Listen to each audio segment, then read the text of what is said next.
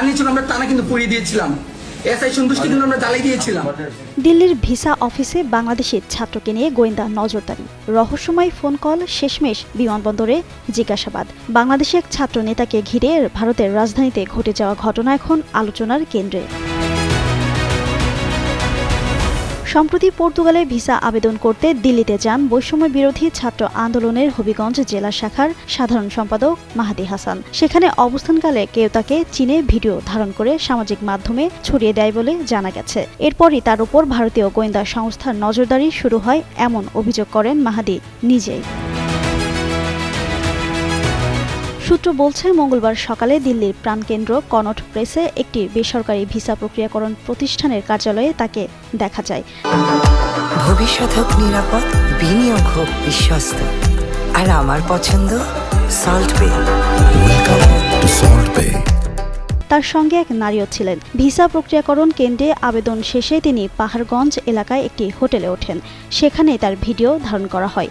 পরে বিভিন্ন অচেনা নম্বর থেকে তার ফোন আসতে শুরু করলে তিনি উদ্বিগ্ন হয়ে পড়েন। পরদিন দেশে ফেরার জন্য বিমানবন্দরে গেলে নিরাপত্তা তল্লাশির সময় তাকে আলাদা করে প্রায় আধ ঘন্টা জিজ্ঞাসাবাদ করা হয়। 18 ফেব্রুয়ারি দেশে ফিরে বিমানবন্দরে সাংবাদিকদের কাছে তিনি এই অভিযোগ করেন।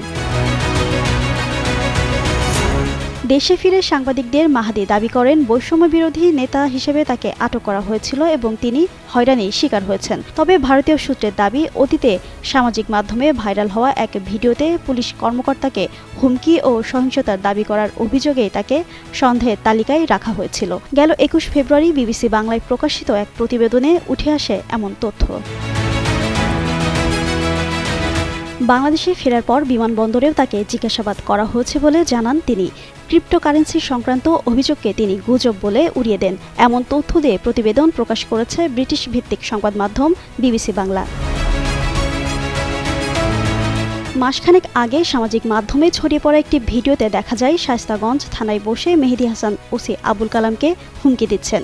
সেখানে তিনি দাবি করেন তারা বানিয়াচং থানা পুড়িয়ে দিয়েছেন এবং এসআই সন্তোষ চৌধুরীকে আগুনে পুড়িয়ে হত্যা করেছেন। ভিডিওটি ছড়িয়ে পড়ার পর ব্যাপক সমালোচনার মুখে জানুয়ারিতে পুলিশ তাকে গ্রেপ্তার করে। পরে সমর্থকদের বিক্ষোভের মুখে তিনি মুক্তি পান। জিন্নাত আরা ঋতু, যুগান্তর নিউজ।